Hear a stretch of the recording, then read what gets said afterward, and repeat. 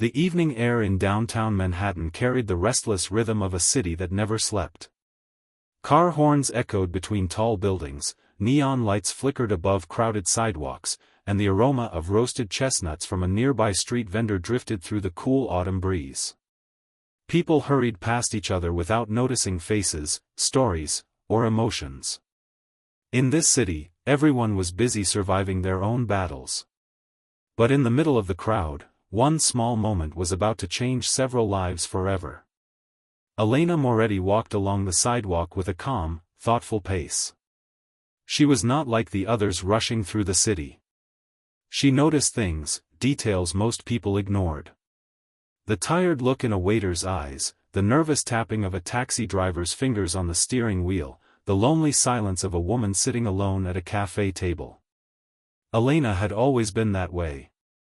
Her dark hair was tied loosely behind her head, and she wore a simple beige coat that blended with the city crowd.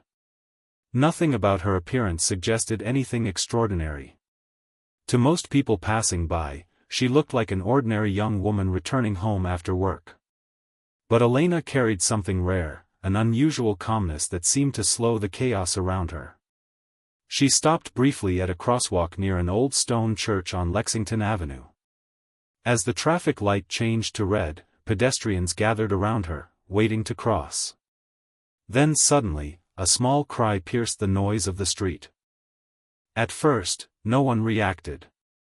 New Yorkers were used to noise. But the cry came again, louder this time.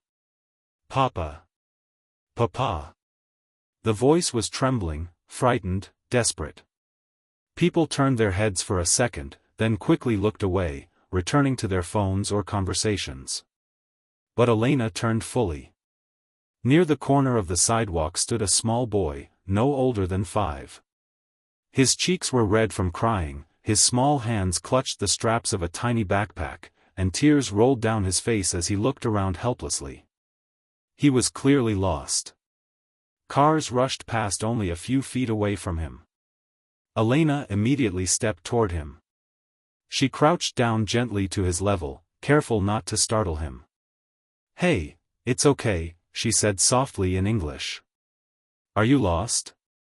The boy looked at her with wide, frightened eyes. But he didn't answer.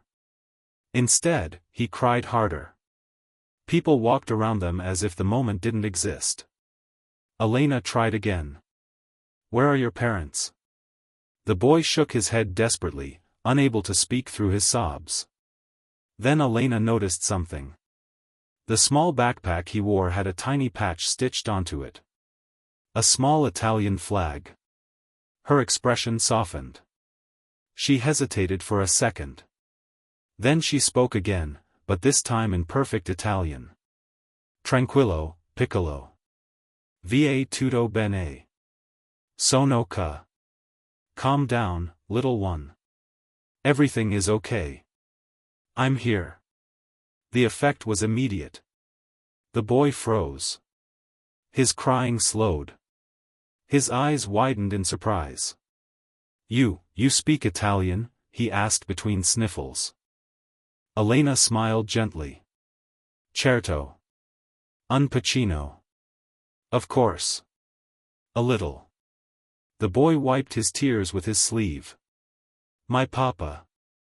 I lost him," he said in broken English, then quickly continued in Italian, relieved to hear his language. "He was here, then he disappeared." Elena spoke softly, keeping her voice calm. "Don't worry. We'll find him." She carefully placed a reassuring hand on his shoulder. Around them, the busy street continued moving. But they were no longer alone. Because from across the street, someone was watching. Inside a black armored SUV parked along the curb sat several men in dark suits. Their sharp eyes scanned the crowd with quiet intensity. These were not ordinary men. They were bodyguards. And the man they protected was someone the entire underworld feared. Inside the vehicle, a tall, broad-shouldered man sat silently in the back seat. His name was Lorenzo Bellini.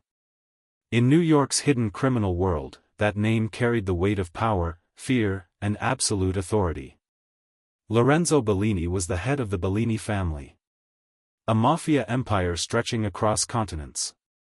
His dark suit was flawless, his silver watch gleamed under the dim car light, and his cold gray eyes watched the street like a predator observing prey. Then suddenly, his gaze sharpened. Across the street, he saw his son, Marco, standing next to a stranger. For a split second, Lorenzo's heart stopped. His bodyguards immediately reached for their earpieces. "Sir, we have visual on Marco," one of them said quietly. But Lorenzo didn't answer. Because something unexpected was happening. The stranger, the woman, was speaking to Marco. And Lorenzo heard it. Italian. Perfect Italian. Marco had stopped crying. He was smiling slightly now. The woman was kneeling calmly beside him, speaking softly and gently as if she had known him for years.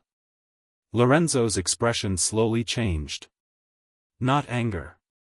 Not relief. Something else. Curiosity. He had watched countless people approach him or his family before. Most reacted with fear. Some with greed. Others with hidden motives. But this woman. She showed none of those things. She didn't even know who Marco was. Yet she treated him with a kindness that felt genuine. Natural. Unforced.